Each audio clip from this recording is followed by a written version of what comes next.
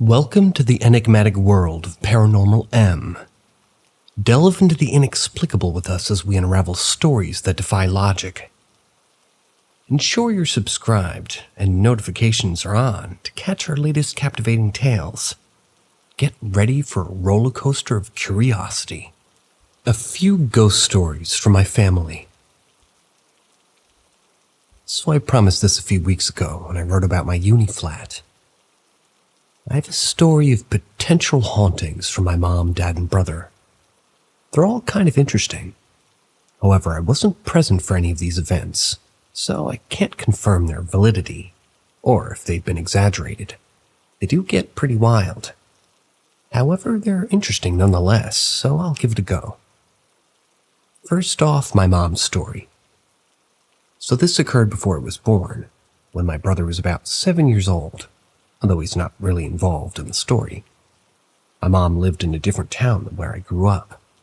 She had a friend called Pat, I believe, who had a husband called Billy. She had known them for years as she used to work with Pat, and when they were looking for a new house, she advised the one next to her, which was up for rent at the time. It was an attached house with my mom, dad, and brother on one side and Pat and her husband on the other. Apparently, when the first few weeks of living there happened, Billy became incredibly irritable, losing his temper over the most minor of things, and after several months became physically violent. It got to the point where Pat had a secret knock, you could say. She would use this on the wall, as the two rooms were literally through the wall from each other. This would be to signify that Billy was hurting her, and for my mom or dad to come around straight away, which would instantly calm Billy down and make Pat feel more secure. While all this was going on, Pat also mentioned that whenever her and Billy went out for the day, they would come home to a completely ransacked house, with the furniture flipped over and the cupboard doors open, and sometimes ripped off. The house was also incredibly cold all the time. One night my mom heard lots of crashing, seemingly coming from the next door. The dog was barking and she heard the TV turn up incredibly loud, which she believed was Billy turning the TV up to tune out the arguing. She said after the TV had turned off, she heard the familiar knock against her bedroom wall and claimed she could hear extremely loud female crying through the wall. She said the knocking became more frantic and the crying got louder, and my mom believed that Pat was in serious trouble. So immediately ran out of the house into the next door, where she found the front door of Pat and Billy's house open. The dog was barking in the living room where the door was closed.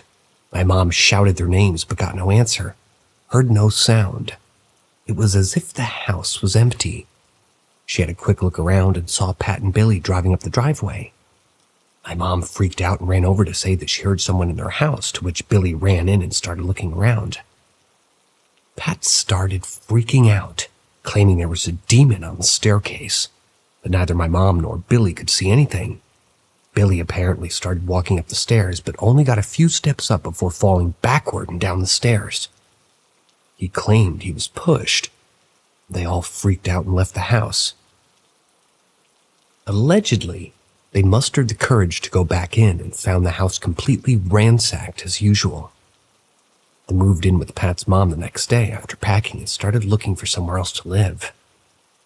My mom claims that shortly after they left, and while the house was still empty, things would get thrown from the windows at her when she was going to her car.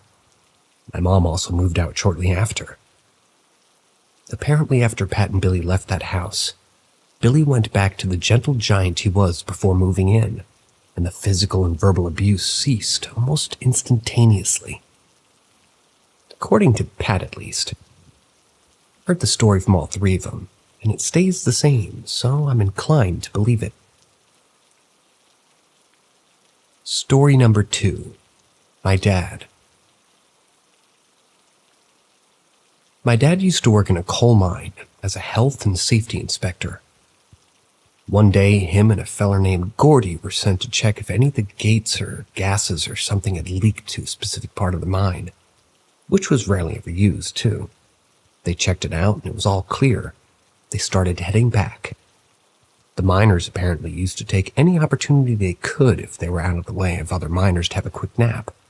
So my dad and Gordy did that. My dad said he woke up to feel someone poking him. He turned to Gordy and told him to stop. But Gordy was understandably confused. They went back to sleep, but the same thing happened again. Although this time when my dad woke Gordy up, Gordy started panicking as another light was coming down the tunnel toward them. They couldn't see the people, given how dark it was, just the helmet lights. However, they thought it was a supervisor coming to check on them. They worried that they had overslept. My dad said he used one of the phones along the line to ask who'd been sent down to check on them, and that they were coming back now. The manager claimed that nobody else should be in the section of the mine that they were in, and that they needed to tell them to head back to where they should be. My dad and Gordy started shouting to the person, but apparently the light just started moving toward them at a rapid rate. Apparently, a figure zoomed between them. They couldn't make it out, but it was incredibly fast, and the light seemed to be from what looked like a helmet.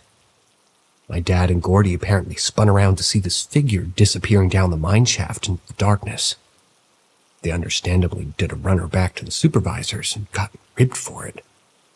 But Dad swears to this day that he saw something down in that mine shaft.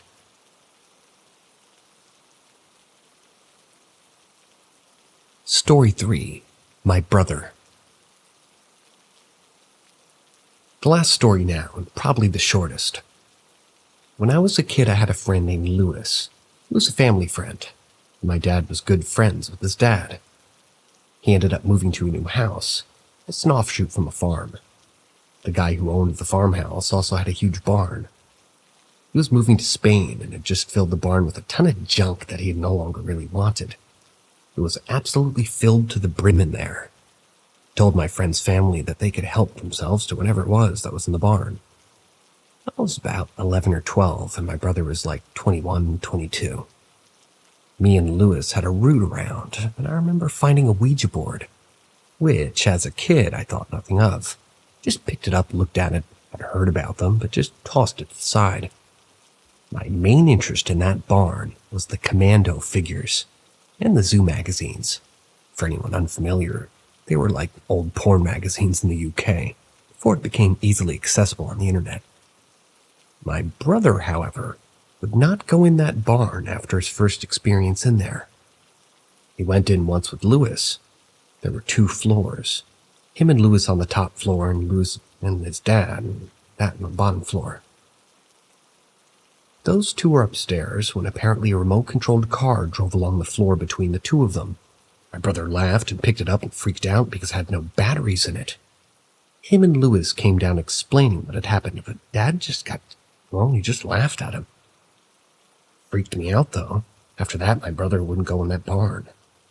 However, 2 or 3 visits later, he claimed he saw a face on the top floor of the barn in the window, staring down at him while he was in the garden. The rest of us didn't see it.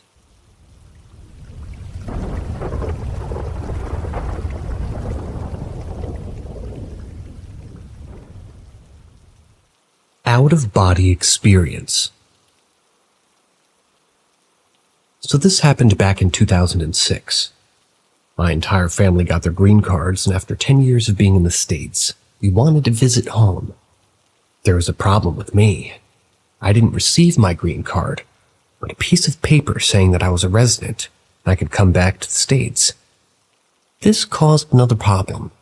I couldn't go with my mother or little brother, but I think that was just an excuse. That's for another sub. My mother was to go one day and me the next, so I had to sleep over at my uncle's house so he could drive me to the airport. I was 16 and had traveled a lot by this point, so I knew how airports worked. I get to his home the same night my mother leaves to go to the airport. He has a pull-out couch, but it was nice. I was really tired when I got there for some reason. Put my stuff down, put on my PJs, and lay in bed. I was out almost immediately.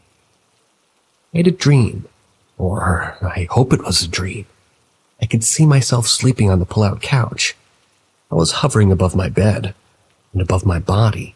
This is when I noticed the sheets folded neatly up to my ankles, and I saw and felt myself getting pulled. My arm was under my pillow and I felt my body being pulled, but I didn't feel anyone touching me. I saw myself moving and I woke up tired and I said, "I'm in here only for tonight. I'm leaving the country in the morning, so leave me the fuck alone and let me sleep. You'll get what you want." I assumed it was either a dream or I had a paranormal experience, so to make sure I wasn't messed with again, I said what I said. The reason why I think it was paranormal was because the bottom of my sheets were neatly folded, but then it was halfway up to my calves. I didn't say anything to anyone in my family because I had a reputation of being a liar, so I knew I would be beating a dead horse with a stick if I said anything. A year later, I heard my uncle and his wife talk about the experience that they've had in their house. They've seen an old man, some woman, and stuff being moved. Come to find out, up a hill by their house is a cemetery. I never said anything to them. Haven't told many people the story because even though it happened to me, and I can remember how it looked and how it felt, I know it's hard to believe. If anyone asks what it looked like when I was floating, everything looked slightly foggy, if that makes sense.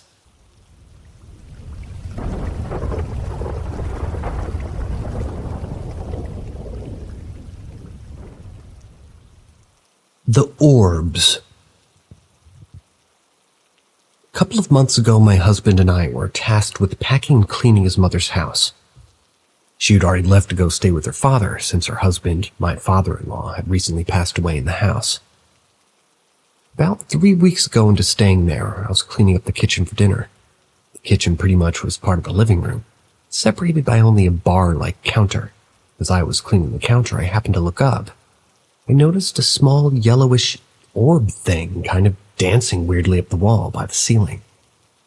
I looked outside to see if it was maybe a passing car's headlight or might have been casting a glare. There was no one and I was home alone right then. A few nights later, as we're just laying down in bed, I had my earplugs in and our 2 dogs were laying down with us. Right after we turn off the light, I swear I hear 3 knocks on or near the front door as we were sleeping in the, living room. Heart pounding, I sat up and listened through my earplugs, noticing that our 2 dogs were laying perfectly still with no reaction. I asked my husband if he heard it. He said no. And for some reason, I just felt scared of that sound and my heart was pounding. But then in that tense moment, my husband turns his head and faces me and he says something that I literally responded to with, "Why can't you be saying this on a bright sunny day outside with lots of people around?" He said to me, "I think I sense a ghost." I didn't say anything. I just squeezed my eyes shut and hoped it would go away. Not even a couple of minutes later, he grabbed my arm and whispered urgently. He said that he saw a small yellow orb on the wall below the ceiling, where I'd seen it before. He also told me that the ceiling fan above us had started slowly turning on its own. I didn't see either happen since my eyes were closed, so I just let it go. But a couple mornings later, we were sitting in the living room discussing the previous events. I looked up and noticed the ceiling fan slowly turning by itself. I gave an awkward laugh and said that it was probably because of a draft from the heater being on, or maybe an electrical issue. But then, as I said that, the fan stopped and started to slowly turn the opposite direction. The only way to make it do that is by flipping a manual switch on the ceiling fan itself, so pretty much a no-go on the electrical problem theory. Perhaps maybe a draft from the central heat being on, I don't know, you decide.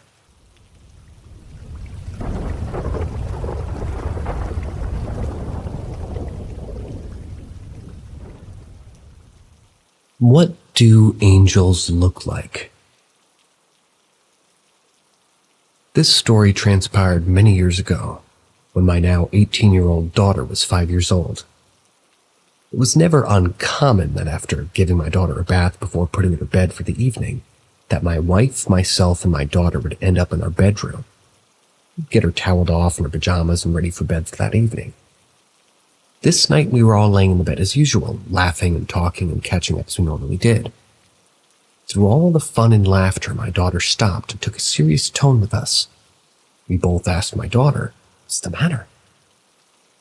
and she's now laying on her back and looking toward the corner ceiling in our bedroom. Asked matter of fact and in a hushed tone, "Do angels look like?" Neither my wife nor I are very religious. We've grown up with religion in our lives as children and young adults.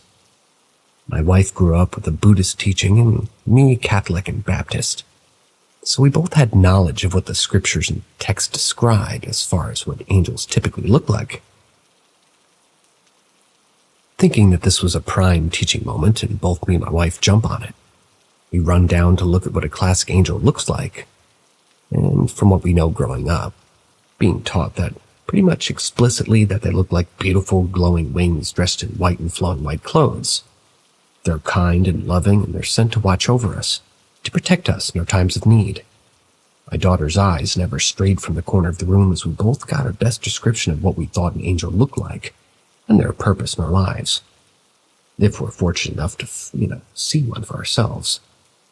We both noticed her gaze after our best attempt to provide her with the best information we could muster up, and we were concerned. It was an important question. She points to the corner of the room and ceiling that her eyes have been affixed to and says, "They look like that, right?" Dumbfounded and a little frightened, my wife and I quickly look to where she's pointing and see nothing. We ask, "Sweetie, what do you see?" She states to both of us, "I see an angel right there on the wall. Don't you see it? She's pretty." Utterly shaken, a little frightened and disappointed that me and my wife couldn't share in the experience. We couldn't see what it was that she was clearly seeing, and I know I struggled my hardest to try. Well, I had to explain to my little one that the older that we got, sometimes these special things don't allow us to see them because we may not understand. And if she sees it, then it is perhaps her guardian angel letting her know that they're there, watching over her and protecting her. And that's truly a great thing. After what seemed like ages, but I'm sure it took no more than a few seconds, my daughter stated the angel was gone and she was ready for bed. In that moment, as I carried her to bed, I was both grateful and sad. Grateful that she may have seen something many of us never get to see. Sad that my eyes couldn't see this being, that my sight had been blinded and shut off from sharing this moment with my daughter. So maybe it's age, maybe it's life, maybe it's experiences. To this day, I still wish both myself and my wife could have truly seen and experienced that moment with my daughter.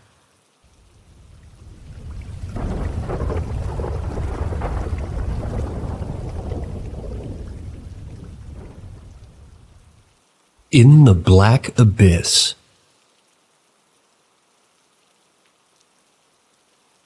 My DH is a big burly man's man. I've always known him to be matter of fact. I've never taken him for someone easily frightened or prone to emotional outbursts. However, this story he relayed to me still haunts me and frankly rocked me to my core. I know for a fact that he believes wholeheartedly in the events that took place, based on his emotions, facial expressions, and the tears that ensued as he told me the story. My DH has a long history of heart disease, and has been in and out of the hospital for issues and symptoms attributed to this. He was not a stranger to the local hospital or the emergency room doctors and the staff based solely on this medical issue. My DH was rushed to the hospital complaining of terrible chest pains. Once in the ER, he was rushed to the operating room immediately for the triple heart bypass surgical procedure, due to sustaining a massive heart attack, and just minutes away from dying. While on the table and being worked on, he did indeed pass away, while doctors were working frantically to save his life. This was confirmed from the documentation that was presented to me from the hospital that eventually saved his life. This is where the story truly takes an odd, numbing turn.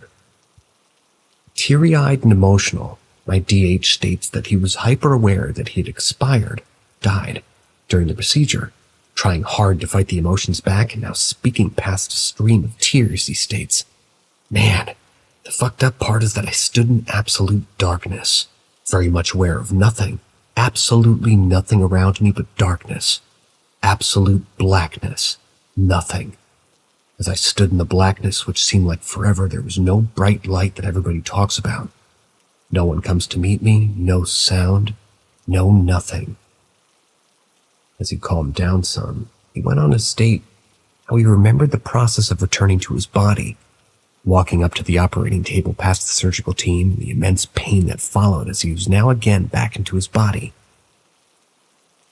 He turned, wiped the tears from his eyes, and sadly said, "I know now that there's nothing out there for me when I die again.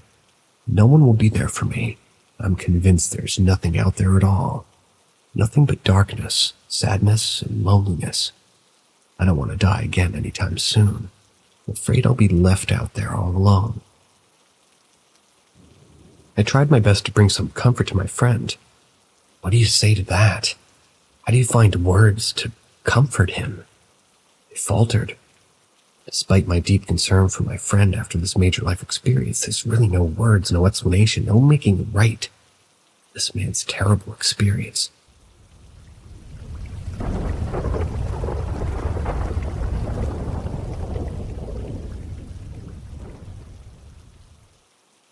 Hello. Where are you? This incident took place about 2 months ago. I'm not sure if this is a true paranormal occurrence or a mechanical and electrical radio wave glitch. I'll allow you to be the judge. I work for a small medical clinic in Northern California.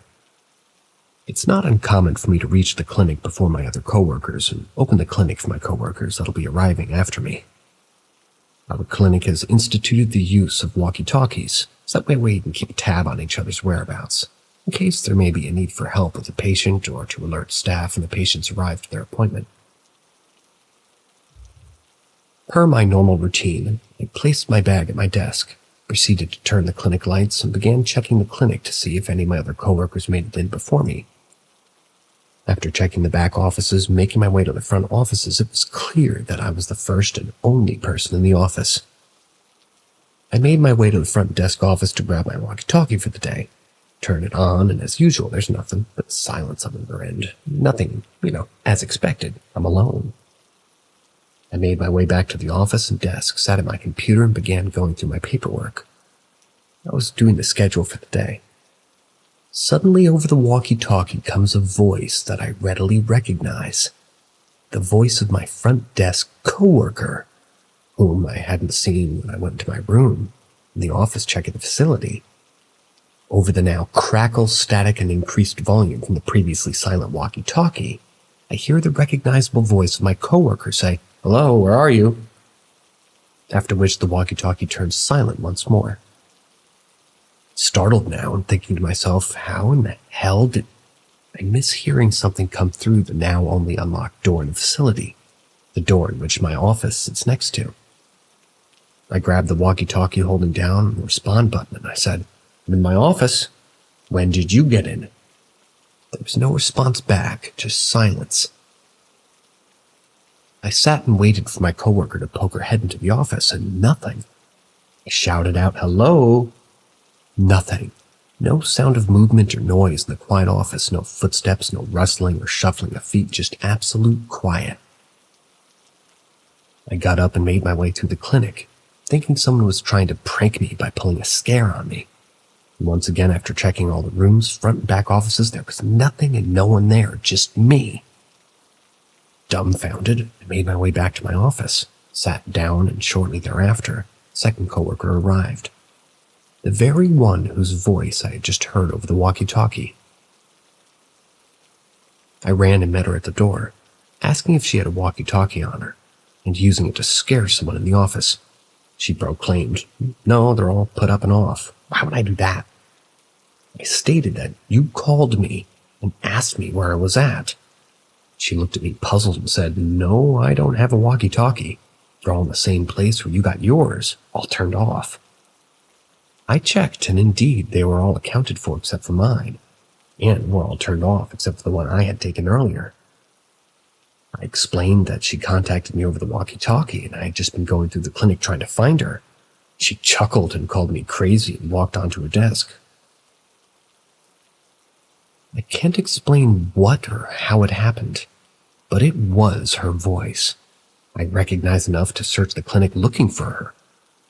I know walkie-talkies can pick up other frequencies and people talking on other stations as well as CB chatter, but this voice was specific, one that I recognize.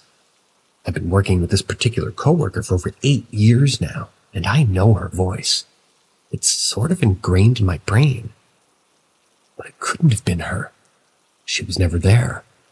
I'm convinced that perhaps it was something in the ether, I guess you could say, reaching out to me. The chatter over the walkie-talkie is totally recognizable and abrupt. What came over my walkie-talkie that day? I opened the clinic, wasn't it? It's truly a calm, recognizable voice, asking where I was.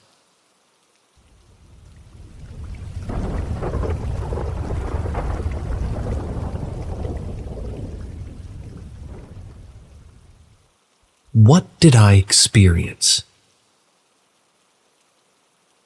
Let me start with a little backstory of myself and the recent events, so that you have a detailed picture of what went on in my life that perhaps could lead to this crazy thing I experienced. I'm a 31-year-old house father. It's blessed with a beautiful son and daughter, and a lovely wife. I'm going through a stressful period of my life. My mother had a rare brain hemorrhage about 8 years ago. A brain stem aneurysm, difficult place. Her chance of survival was 10%, and a 1% chance that she would survive without any disabilities. Miraculously, she survived and barely has any problems apart from being more direct than usual.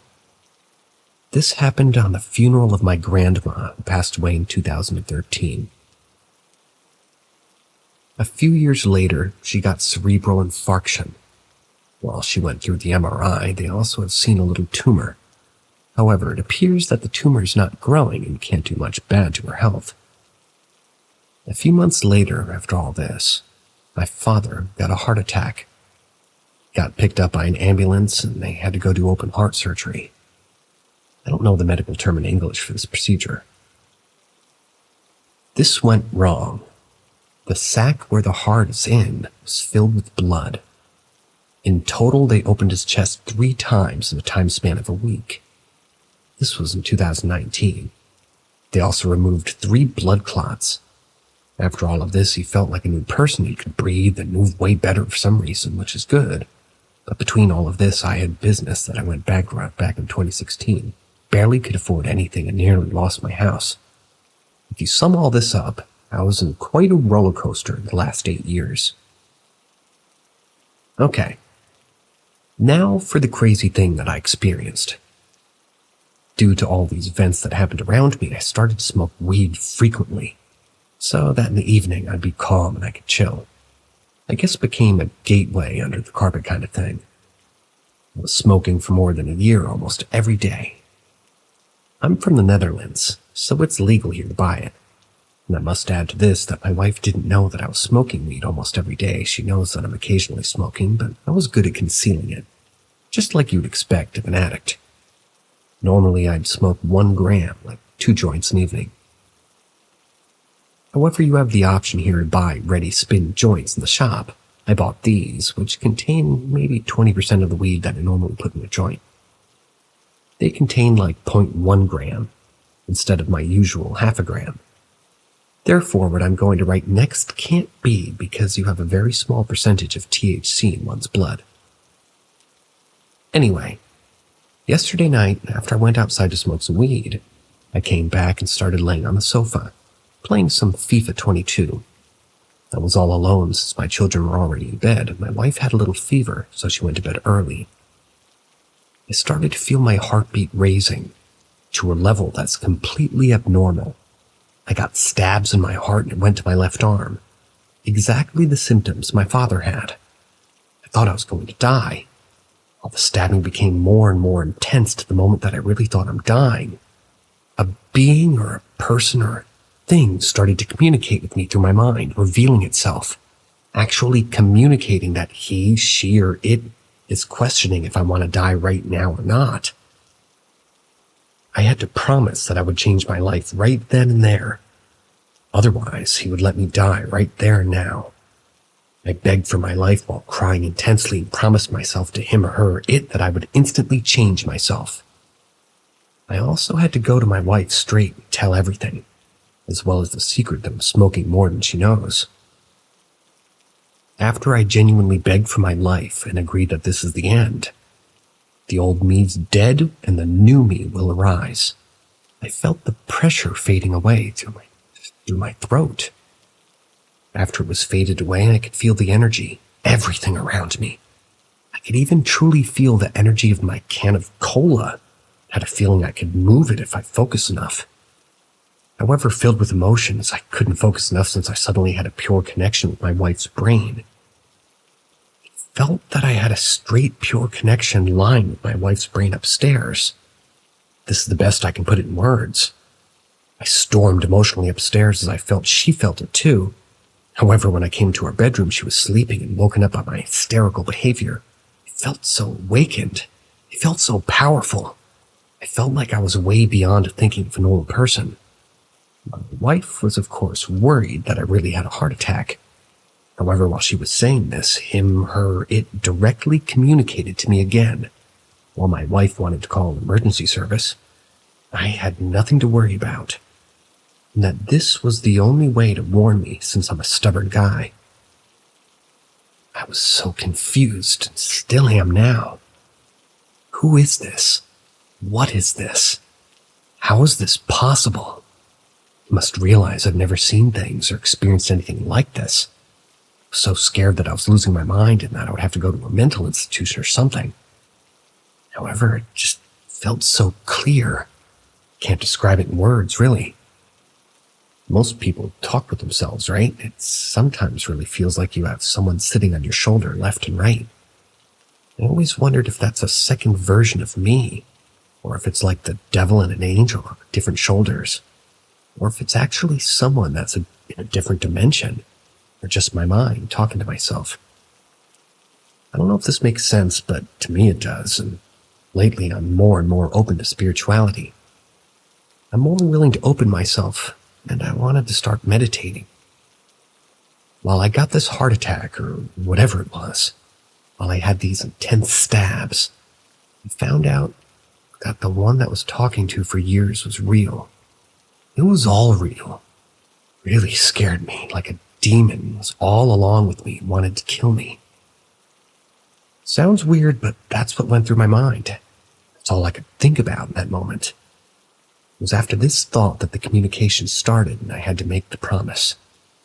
It didn't feel negative anymore. I guess the unknown would be very scary and you could make it think it's something negative, but when I was explaining everything to my wife, she never doubted me and fully believed what I experienced.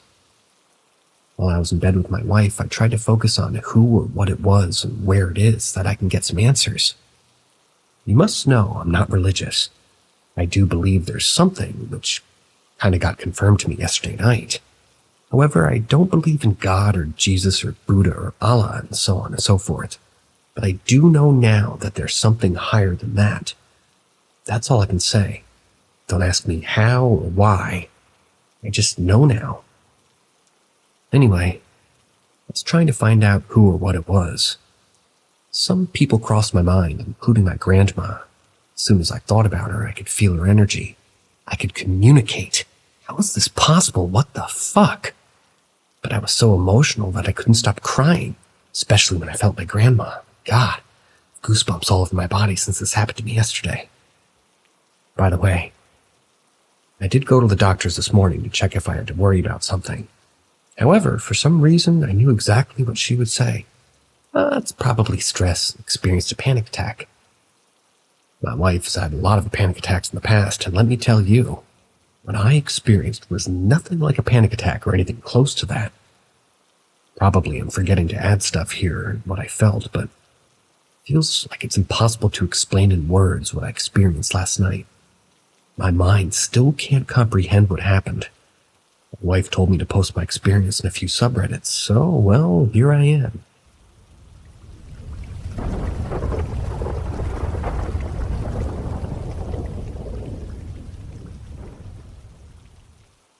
I think there's a ghost in my parents' house that's intrigued with me.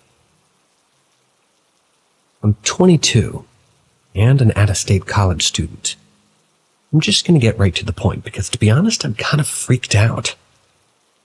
On Thanksgiving break, I was visiting my parents' house, and while I was the only one awake, I walked into the kitchen to get myself some water. I was Snapchatting with my boyfriend while walking down the hall, about to send a funny picture when I caught something out of the corner of my eye. I saw a shadow of a man about 5 feet tall, about 6 feet away from me. This is as I was passing the living room. I shined my light on it, and there was nothing there. About a week later, this was later recounted to me by my dad at Christmas, whom I had not told about the Thanksgiving encounter. My sister, her friend, and my mom had just run to the store. My dad stayed home. He was watching TV in the living room when he saw a 5-foot-tall figure wearing a hoodie walk by the hallway to the kitchen. He told me it was so realistic that he took it for my sister, same height and also wears hoodies, and said, "Thought you went with them to the store." He walked into the kitchen and nothing was there. No one was in any bedroom or bathroom either.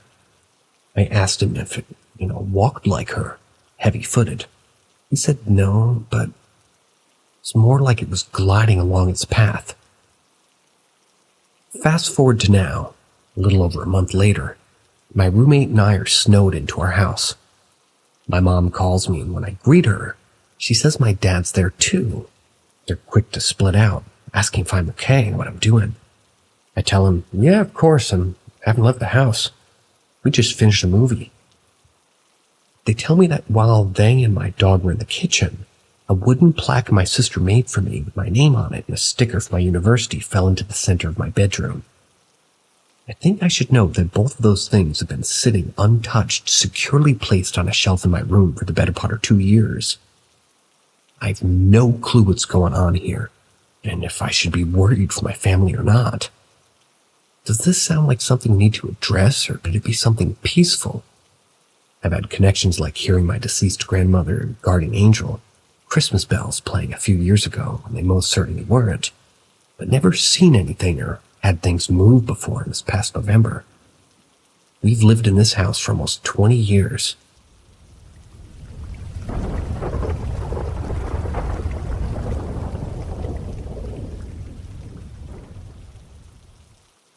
Granny never left. My granny's been fighting cancer on top of other illnesses since I was 15. She always feared when she got old that we'd leave her in a home. She and her brothers and sisters always discussed each year who was going to die. They were always right, and she had been saying for almost 3 years it was her time to go.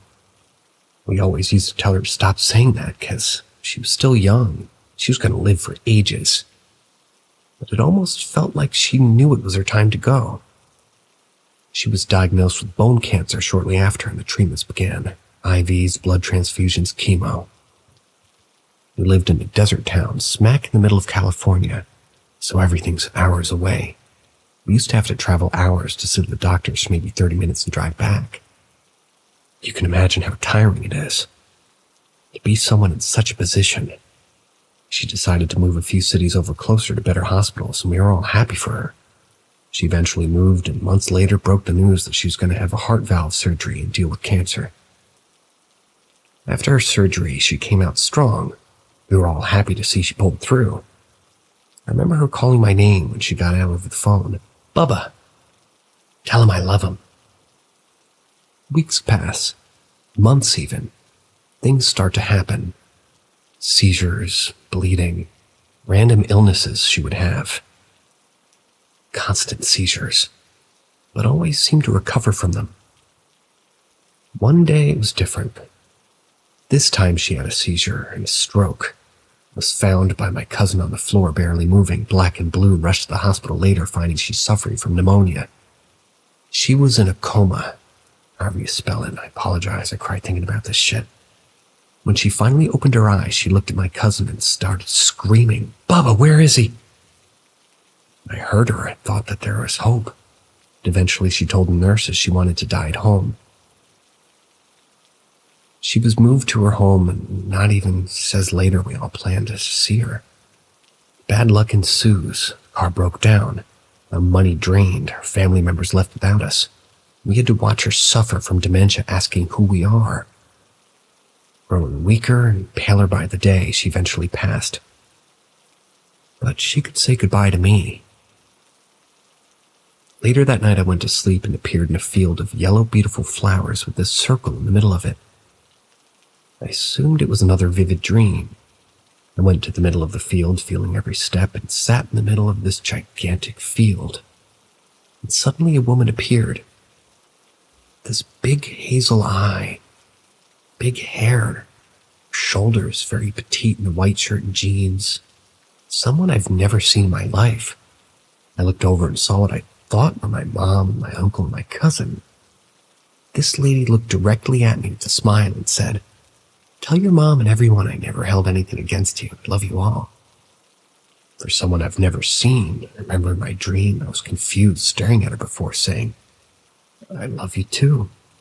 Glad to see you happy." And seconds later she gave me a smile and disappeared. A face full of tears in my dreams. Awakened with a face full of tears, knowing who it was. I told my cousin and she sent a photo. It was of my granny in her high school years. It was her coming back to say goodbye. My granny always knew things a living being shouldn't. She would have severe migraines before a family member passed. It would always be on the dot. I've always had multiple dreams like these and always thought I was crazy. It brings me happiness knowing I can still talk to her.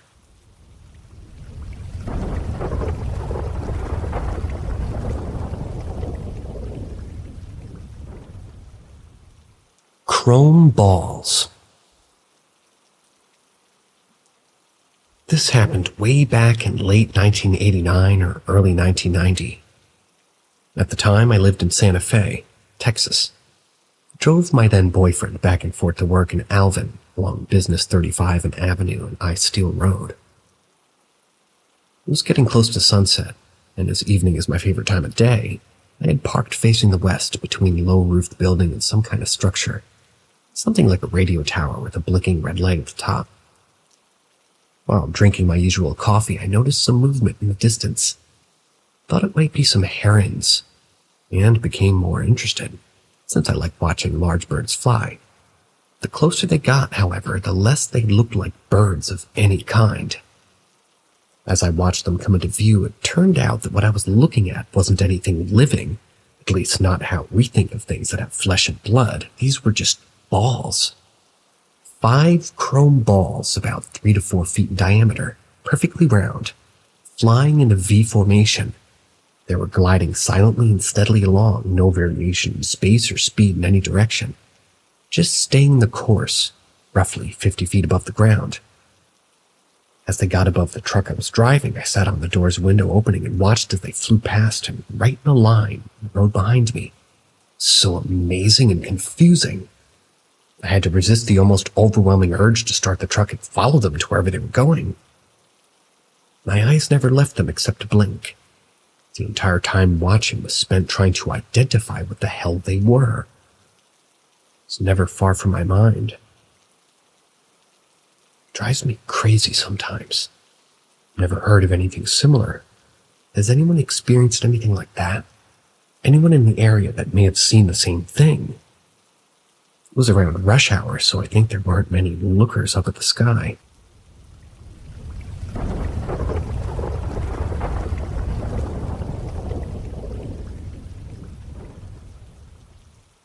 Animal on hind legs. My house is right near a nature reservation, so I see a lot of wildlife throughout the year. Deer, wild turkeys, even the occasional bear. However, we've been having really cold weather and snow hasn't really seen a lot of wildlife since. That is, until this morning. I had to work early today, and I was leaving the house around 6 a.m. when I noticed something moving around toward the back of the property. This is where we have a barn about 150 feet back. Right next to the barn was what looked like a large fox making its way across the snow. This wouldn't be that unusual except for the fact that it was walking through the snow on its hind legs in a super awkward and unnatural looking way. As soon as I spotted the thing, I froze and couldn't look away. The animal kept moving without noticing me and crossed my yard, disappearing behind my neighbor's shed. I immediately got shivers all over and had really bad vibes from the fox. Never seen anything paranormal before in my life, but the way that fox was moving was so unnatural that I can't believe it's just a result of injury or something. Definitely going to think twice before walking the dog back there anytime soon.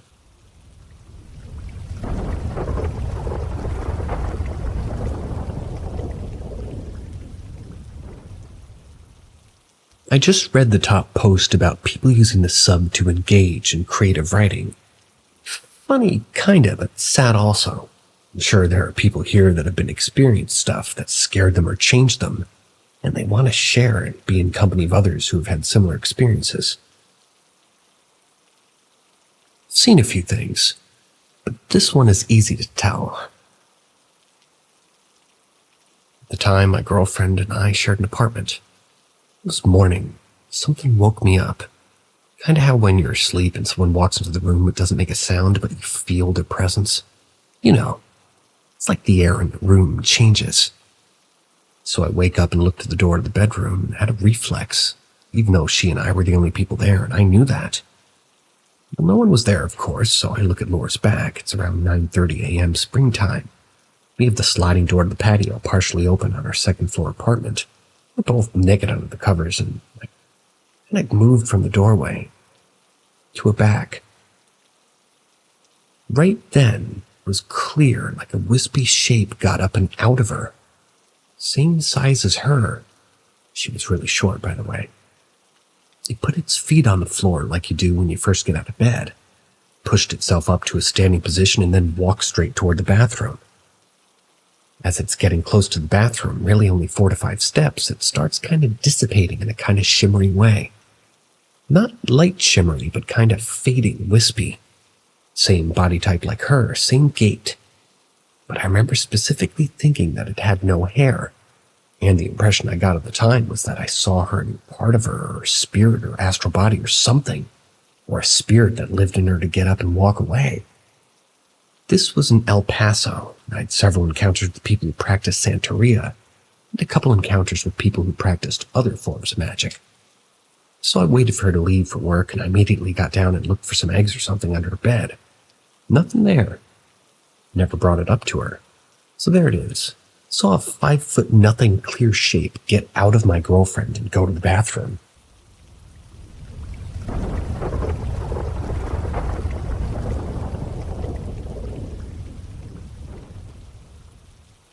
The mystery of an island called Tete-Peri.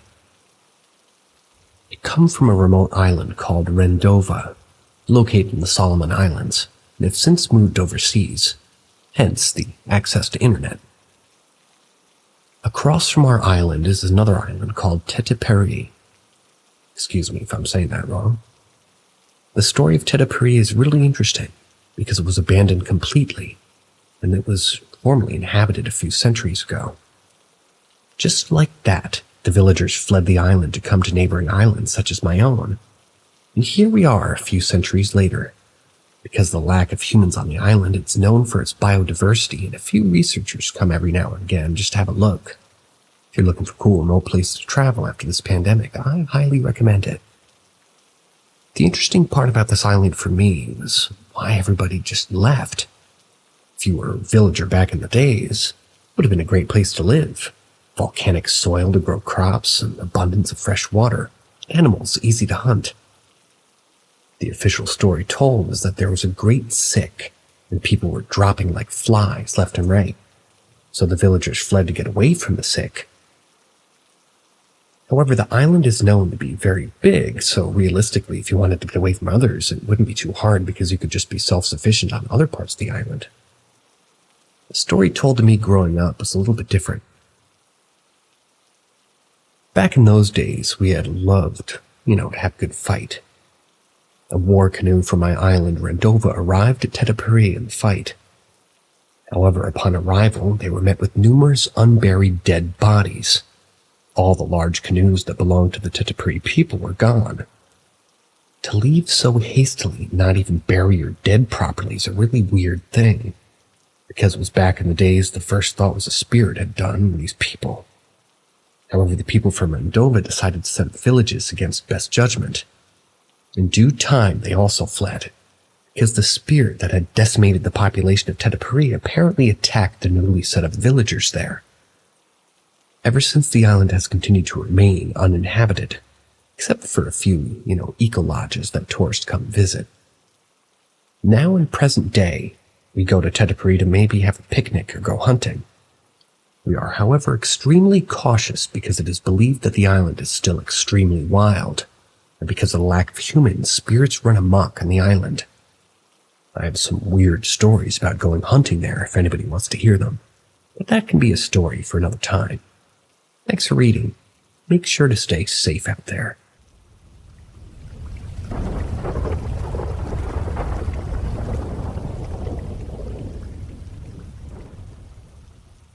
Tetapuri Island, Mysterious Continued.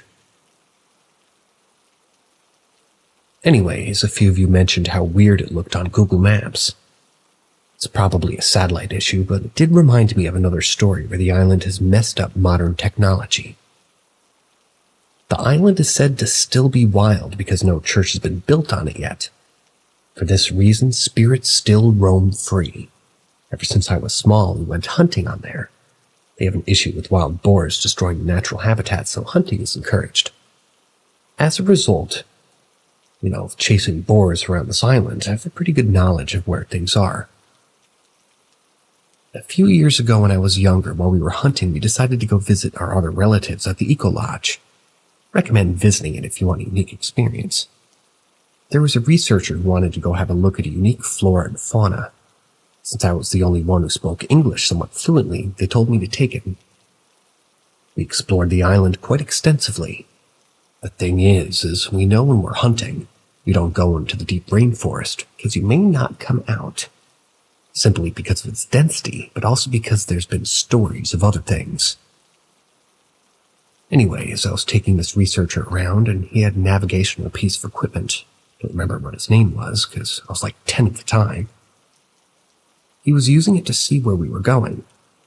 The day was nearly at an end, and I wanted to go walk back to the Eco Lodge because I didn't have, didn't want to be camping in the middle of rain with no shelter at night.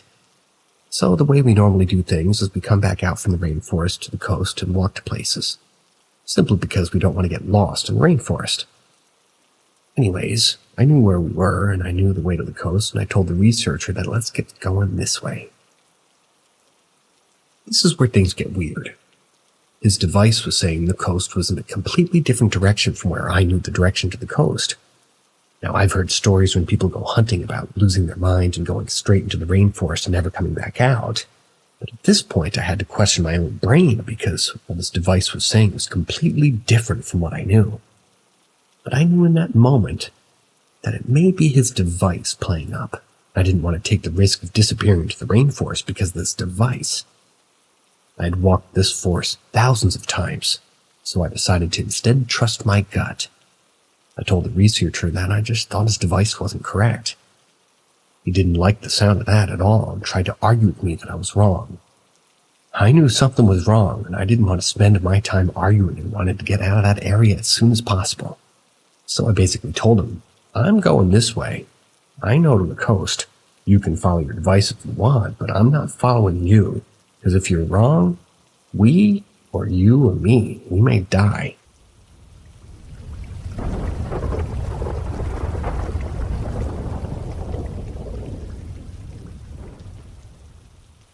A story from the Pacific about giants. For generations, giants have been at the center of heaps of stories. From the giants that disrupted villages to the ones that would still people at night and eat them, we have a ton. I think they didn't kill. Last year when I went back, I was talking to our spiritual man. They believe our ancestors gave him gifts that connect the supernatural side. He told me a more recent story. So apparently a family from another village had contacted him about their daughter missing to see if it was something supernatural. Now our spiritual man investigated. He didn't tell me how, and came to the conclusion that a giant had taken her. He asked the village if they had a giant population, and they verified that they lived in a cave not too far away. So he goes to investigate the nearby cave. From the outside, it looked like a completely normal cave. He said that when he went inside, nothing looked unusual. But before giving up on the lead, he decided to try a blood sacrifice, killing a living thing to use its life force, a very common practice in our customs, to see if it would trigger something. He rounded up 3 pigs and slaughtered them in the front of the cave, pouring their blood out. He said he waited a bit and decided to go in. Sure enough, when he went inside the cave, it had changed completely, and there were stairs leading down. My guy went down their stairs deeper into the cave. He said the plants he saw in that cave were unlike anything he had ever seen before. He mentioned them glowing in the dark, and it was one of the most beautiful things he'd ever seen. He eventually went further and further down, and sure enough, there was a giant on a throne. The giant thanked him for the sacrifice and asked him if he wanted more. He mentioned the girl, and the giant king knew what he was talking about. He demanded the girl come out, and she appeared. The giant explained that one of his family members had been taking a liking to her because she was so beautiful and kidnapped her. So my spiritual guy asked for her back, and the giant agrees and just takes her back. She gets returned to her village, and that's all for the story.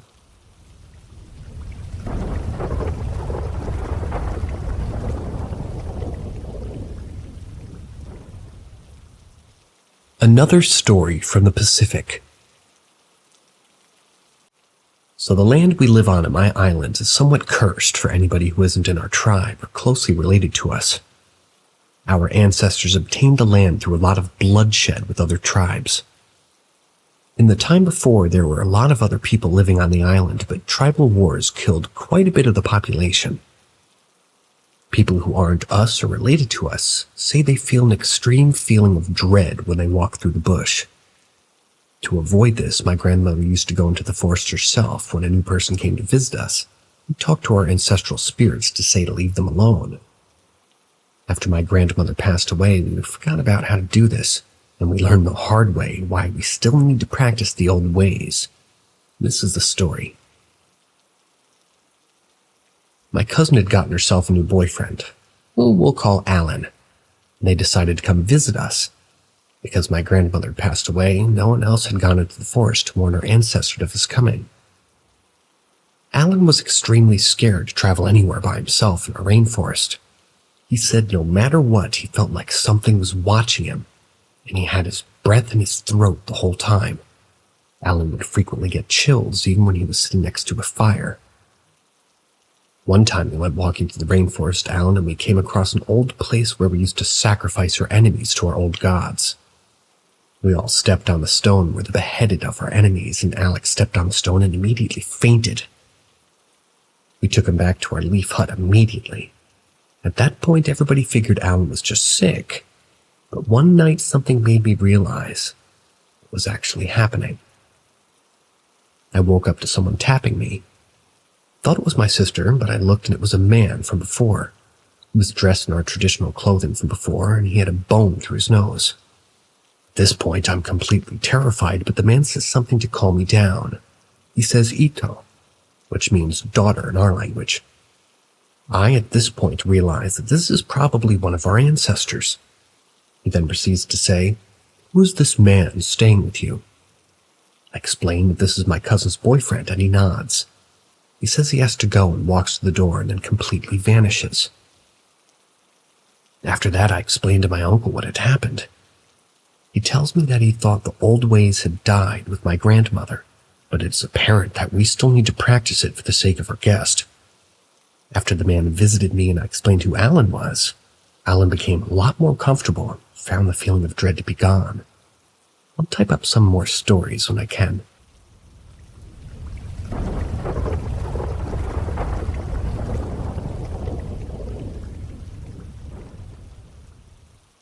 A story from the Pacific Islands. I grew up on this island called Rendova in the Solomon Islands, which was completely isolated due to the lack of modern technology.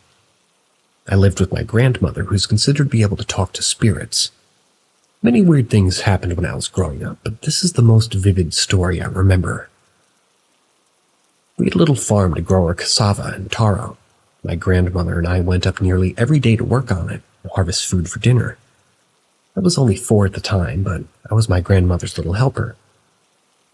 At one point, my grandmother noticed that some of our crops were missing, decided to plant our ancestral ginger there. This ginger was kind of as weird as it sounds. It's said to have a demon that we used to sacrifice of the inside of it to protect us. She planted it there to ensure whoever was stealing our crops would get caught. One afternoon, we're sitting on our leaf hut, and this man comes down from the path of our little farm. He's shivering. Mind you, this is the Pacific, so it's extremely hot. And he was disoriented. My grandmother at this point realized that he was the one who stole our crops and decides to help him. Hopefully he'll learn his lesson. She orders me to make a fire, and I start making one. She goes and gets the man and sit next to him by the fire. He's still shivering next to the fire, so I get blankets and cover him, but he's still cold. My grandmother and I sit next to him. She starts talking to him, but not talking to him. She says something along the lines of, "It's time to come out now. Leave him alone." Never forgot how the man replied. It was the most demonic, low-sounding voice I'd heard in my life. The man replied with, "I don't want to come out. He's mine now." So at this point, I'm beyond scared, and my grandmother tells me to go get my uncle to come and hold him down. I go and I get them. They come hold the man down, the laying down position. My grandmother then starts doing a pulling motion just above the man's body, and he starts screaming. My grandmother keeps going regardless of the scream and repeats the process for about half an hour. Eventually, the man collapses. My grandmother says that she's to go into the forest to finish the rest of the ritual. She instructs me to stay with the man until he wakes up and give him some stew. So I do. The man wakes up and is completely confused as to where he is. I ask him if he remembers anything, and all he said as he remembers was just intense pain. Send him off on his way back to his home village, and my grandmother comes back a bit later with ginger that she has to plant. Nevertheless, the man learned his lesson and never stole from us again.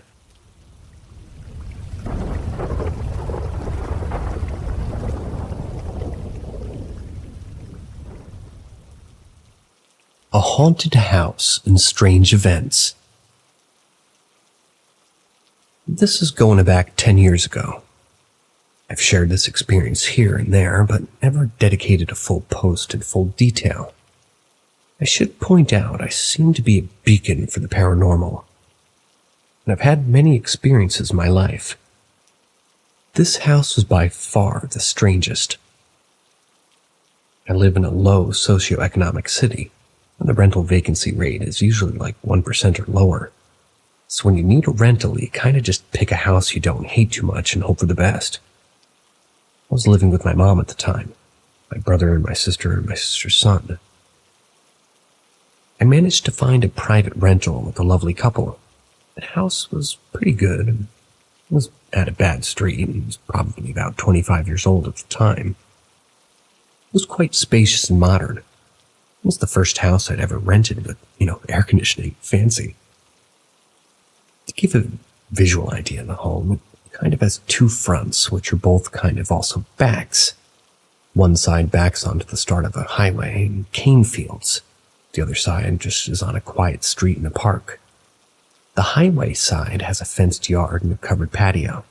The street side has an enclosed but open outdoor space, with another separate enclosed outdoor space that housed the landlord's spa, which we weren't allowed to use. Off this outdoor area was a large kind of fancy garage that could house 2 cars. Inside there was a door to a tool shed, and inside that was a strange little creepy room that always gave me bad vibes. It had old tools in it. I always tried not to go in there because it just felt too weird.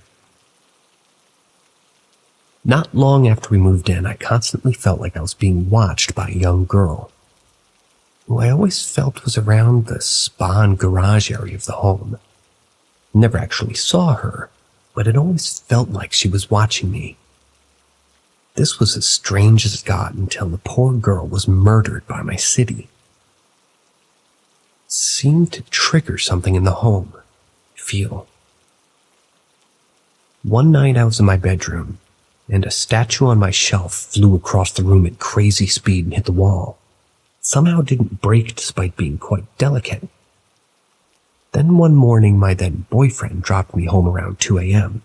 It had been a hectic night studying at uni, so I got home pretty late. I opened the gate to the outside area. This is the quiet side of the house. As the outdoor area wrapped around the house, I could see all the house lights were on in every room.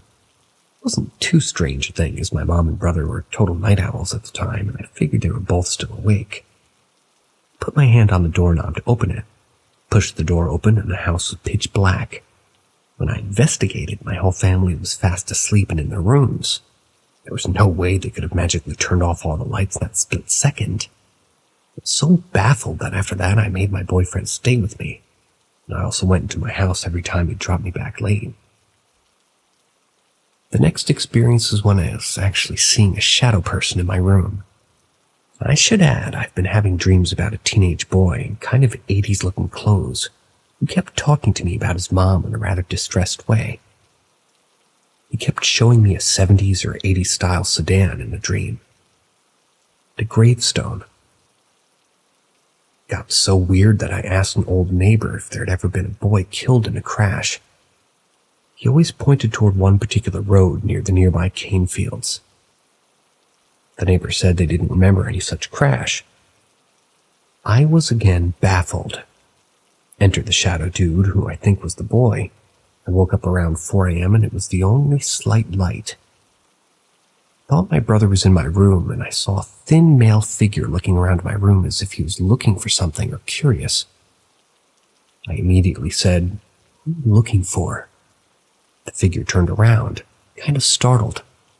I could see it wasn't my brother, but a shadowy mass with no real features. He walked out of the room, but this was so creepy. He peeked his head around the doorframe once before he walked out toward the lounge room, which is the opposite side of my brother's room. Just to be sure, I checked my brother's room, and he was fast asleep. Eventually, the house was sold, and we had to move. This is where all the dots started to connect. I work at a paper, and we have a history book filled with snippets from old news stories. I read one snippet about an 80s murder-suicide in town between a mother and her young son and daughter. It was reported in the same suburb, but details were a bit vague, so I wondered if it was linked and then forgot all about it.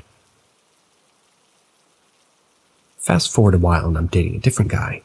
One stage, we were driving out near the cane fields in the general area of the house, and we both simultaneously said, "Do you feel that?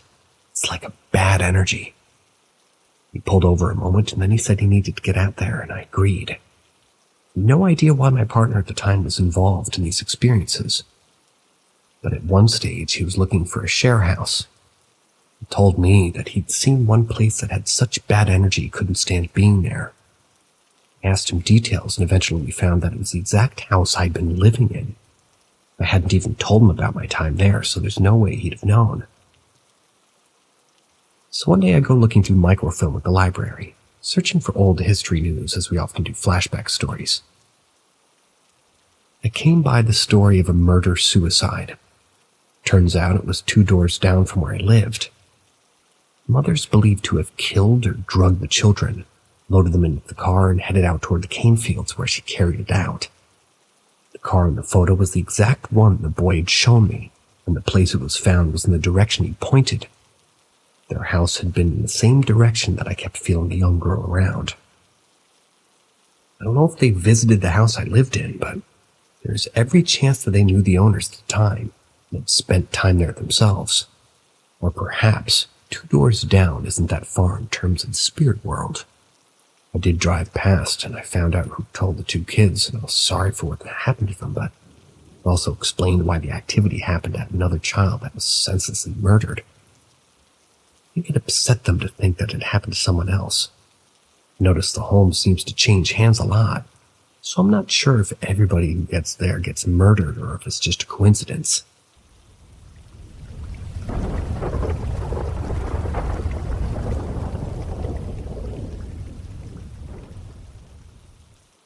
Grandpa came back to say goodbye.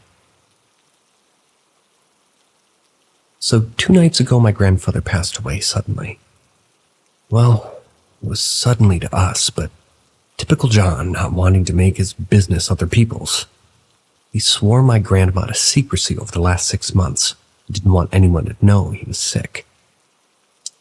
My parents' house is currently under construction, important to the story.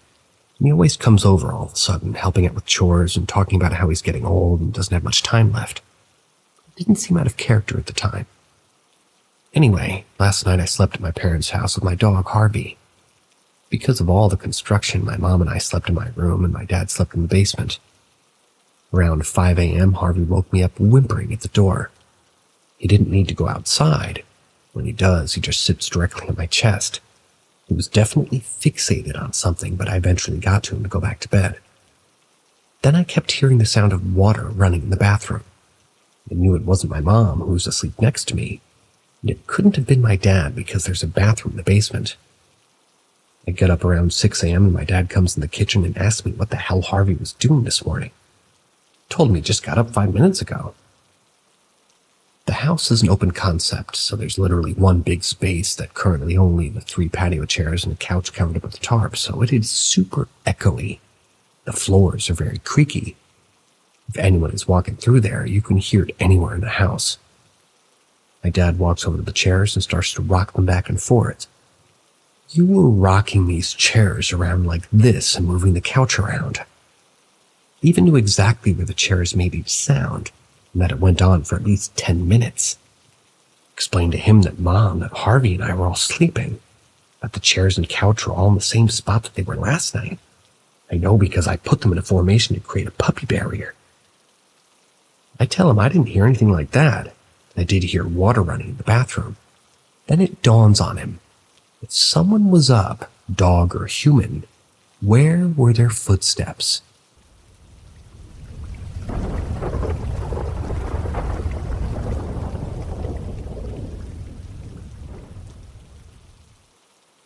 The hangar at Throckmorton Airfield. For the last 20 years or so, my career has been motor vehicle related. I've held various fleet management and coordination roles in a number of large international companies. One such employer was a government department. Around 2005, the UK government decided to set up a dedicated force to patrol England's motorways, to keep them hazard-free. They were called Highways Agency Traffic Officers, known internally as HATO. Though a quick Google shows that they're now called Highways England Traffic Officers. And if you have a look at the Wikipedia entry for them, you'll see a photo I took of one of the Land Rovers that we used. Totally unsuitable vehicle for the job for several reasons, but they wouldn't tell me or listen. Besides, this point isn't about my time and frustrations with HATO. We used several sites around the country to train the new traffic officers' defensive driving skills, as well as how to deal with various situations that they would expect to encounter in their new roles. These sites were almost exclusively disused World War II airfields, as we could paint mock motorways on the old runways for the training, and use a hangar to securely store the vehicles in between training sessions. At Throckmorton Airfield, we used Hangar 1. It's a big hangar. We usually had a total of 15 Land Rovers and Nissan Pathfinders located at the site. And even with them all spaced out in the hangar, I'd reckon we'd only occupied like a third of its floor space. I turned up early one morning between training sessions to do an inventory of the vehicles and their contents. Brushes, traffic cones, spill kits. It was barely 6 a.m. on a cold March morning. I'd had a 5-minute chat with Darren, the airfield manager, to let him know I was on site. Made myself a cup of tea in his office, and jumped back in my car to drive down to hangar number 1. I remember it was raining, a light rain. I'd set off from my home in Basingstoke a little after 4:30, driven through some patches of thick fog most of the way to the airfield, and I especially remember wondering if this was going to be, the type of weather that I could expect for the rest of the day. I unlocked the big roller doors and rolled one open enough to drive my car in, closed the door behind me. The 15 or so vehicles were lined up against the wall, rears nearest the wall all facing inwards. I parked up, switched the hangar lights on, grabbed my travel mug of hot tea, priorities, and my clipboard for the rest of the 40 minutes or so. Set about checking tire threads, depths, lights, inventorying the contents of the vehicles and all that. I was maybe halfway done. In the back of the Pathfinder, sort of collapsible signs. That's when I heard a thick northern accent boom out. Okay, give it a try now. My immediate thought was, who the fuck is that? I walked between the vehicles until I'm abreast in front of the vehicles and can clearly see into the rest of the hangar. Hello? Call out, and there's nothing, just silence. You know the saying of when silence is deafening. That's what I experienced in that moment. It filled me with dread, scared me. And even now, some 15 years later, as I type this out, I'm getting goosebumps just thinking about the situation. I call out again, anybody there? I feel rattled and I don't know why. My gut's screaming at me to run, and I learned at a young age to trust my gut. I sprinted down the row of checkered high-vis SUVs and leaped into my car. I stopped only to open the roller door wide enough to get my car out. The wheels spinning on the wet tarmac, hightail it to Darren's office at the gatehouse. Darren told me a couple of months later at my next visit that when I appeared at his office doorway, I was as white as a sheet and shaking. I remember it somewhat differently as I remember it. I casually walked into his office and plonked myself on an old sofa in the corner. Darren reckons he had to take my arm and guide me to the sofa. I do, however, correctly remember his question. Did you see something, or was it the voice? Darren made me an Irish tea. Was heavy on the Irish. Told me that a few of the hangars have paranormal tenants, but hangar number 1 was by far the most active. He explained that from what he'd been told during the war, a couple of mechanics were working on an engine of a Wellington bomber. One was on the wing, and the other was underneath on the ground. The one on the wing said to his mate, "Okay, try it now." And when the other one tried to spin the prop, the engine caught immediately, which he wasn't expecting. He overbalanced and fell into the now fast-spinning blades, which made very short work of him. Darren couldn't explain the malevolence the hangar has. I wasn't the first to be terrified in hangar number 1. I'm sure there'll be more after me. Unfortunately, I still had a job to do, so after a while, once my nerves had calmed down, I had to drive back and finish my inventory. But you can bet I kept that roller door open and the engine of my car idling.